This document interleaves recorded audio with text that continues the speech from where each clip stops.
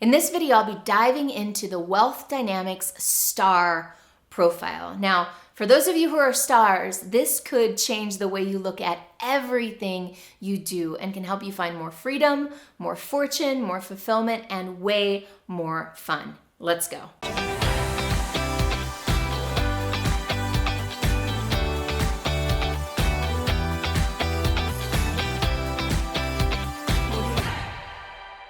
I love sharing about the star profile because I'm a star profile, and it was a huge awakening for me when I finally understood not only why nothing had really ever worked very well for me in my career, but also why I wasn't feeling fulfilled or satisfied with my career. See, a little bit of background. I grew up in a family where what was really valued was basically the opposite of my star profile. So let me go ahead and show you on the whiteboard a little bit about the wealth dynamics for energies so that you can understand better the key energies of the star and how the star finds joy, passion, success, and fulfillment. Let's go. So wealth dynamics is based on a concept built on 4 energies. The first kind of energy is what we call dynamo. Dynamo energy is the energy of ideas.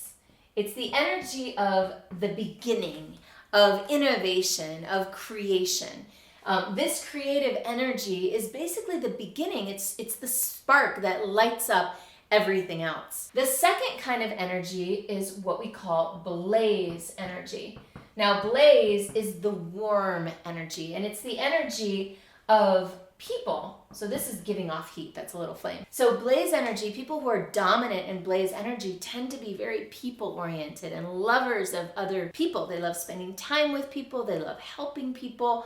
This is characteristic of people dominant in blaze energy. The third type of energy in wealth dynamics is tempo energy, which I'm not going to go into because this video is not about tempo, but just put simply, people who are strong in tempo energy have a clear sense of timing and what needs to happen when.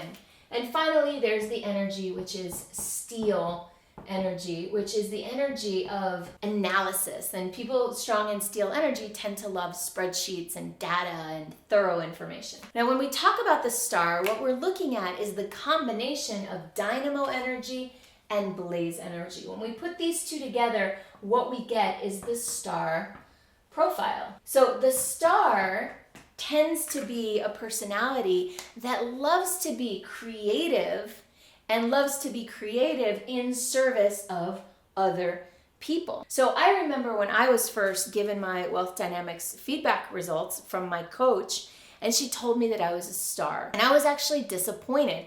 I wanted to be a creator. I thought I was a creator, but she said, no, you're a star. And actually, you're a pretty significant star. Like, you have a lot of dynamo and blaze energy. And then she explained to me that being a star doesn't mean that you're all about you. Being a star doesn't mean you only care about promoting yourself. One of the biggest things that characterizes stars is that they love to serve and support and shine the light on other people. Stars shine brightest when they have other stars around them. And so think about a star in the sky, right? Some of the brightest stars in the sky are actually not single stars at all. They're clusters of stars. They're constellations, or they're galaxies with multiple stars shining their light together. So that's really what characterizes a star. Let's talk a little bit about what are a star's strengths. So stars are awesome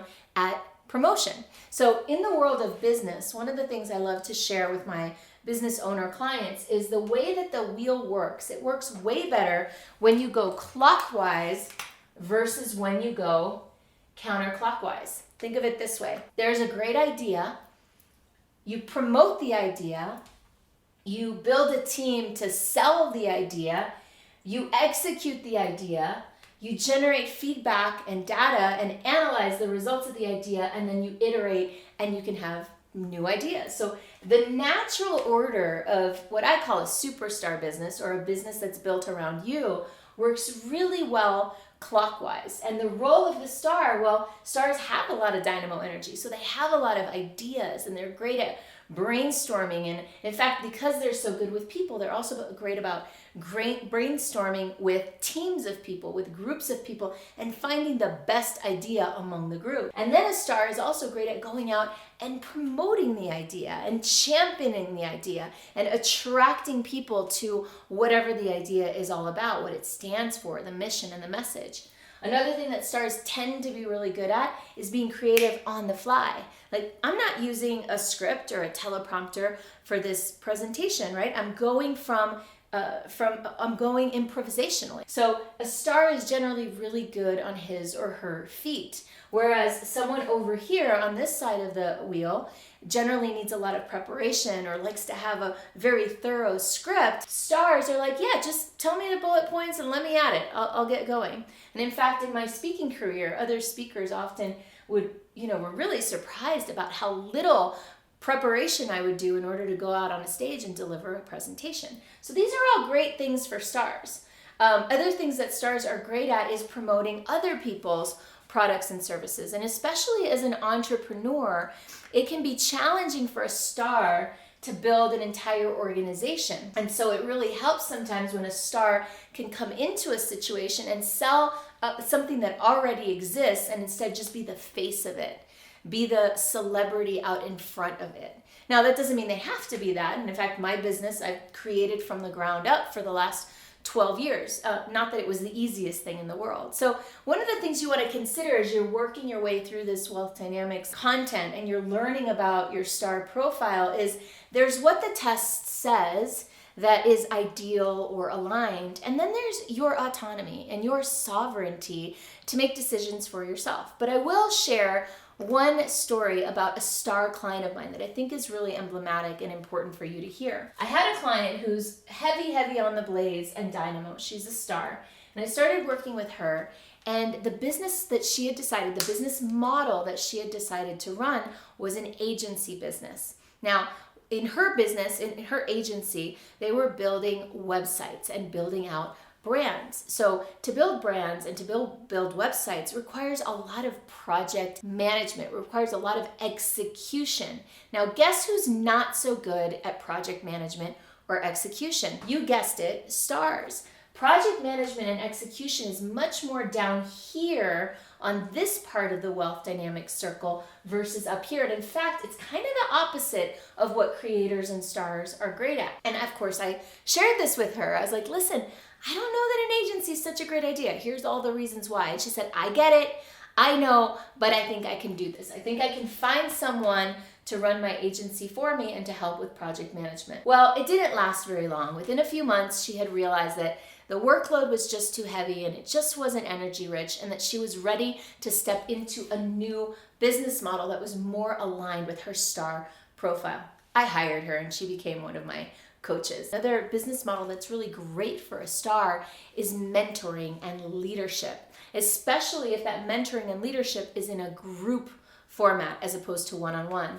One-on-one mentoring and leadership and coaching generally becomes very draining very quickly for the star. That's something way more aligned for a Blaze, for a supporter, or a deal maker, which we're not going to get into in this video. So the strengths of the star lie in promotion, lie in thinking on their feet, in being creative in service of people, building events and leading teams with inspiring content. And the things that stars struggle with sometimes are time management, managing deadlines, meeting deadlines, creating structures, building out systems, managing projects and to-do items, or even sometimes managing other people. Now let's talk about some of the areas that generally are a struggle for stars and ways in which they can sometimes alienate people. Because stars by nature generally are charismatic, are gregarious. People love to be around stars, except when your star is getting burnt out. See, a lot of times as a star, people want a piece. People want to be a part of your star world. And that can get very draining. If a star can sometimes feel like, oh gosh, there's so many different things and so many different people pulling at me, I don't know what to do and I'm feeling overwhelmed. So stars, if they commit to too much, which is something that I've been known to do throughout my life, they can get burnt out. In fact, stars burning out is one of the most common ways that stars end up leaving the marketplace. They go inward. They're like, that's enough. I can't take any more. So one thing you have to do about as a star is really protect your energy, protect your physiology, your life force, making sure that you're sleeping, making sure that you're eating right, making sure that you have some time to yourself and that you're not overcommitting. Because when you do overcommit, a lot of times stars can come off as flaky, as wishy-washy, because they want to promise the world and the moon and the stars and the sun to everyone, but then there's not enough bandwidth, there's not enough hours in the day to execute all the things that they want to do. Another term that I've heard used to describe a star, a specific star who shall remain nameless, me, is an idea bulldozer. Stars have so many creative ideas and they're so expressive about their creative ideas that it can be very overwhelming for other people to be the recipients of those ideas. My team is often reminding me, hey Michelle, slow down. Maybe that's a project we can do next quarter or next year. So biting off more than they can chew because they want to impress or serve or help other people is a big challenge for stars. Stars generally find a lot more success when they have the freedom to really develop their identity and build a business or an opportunity around their most authentic and natural self. Stars can get very upset or frustrated very quickly when they're pigeonholed into an identity that doesn't feel authentic and aligned to them. They're not the person that's going to come in and punch in the clock every day, day in and out. That would eventually become very old for a star, and it would have them really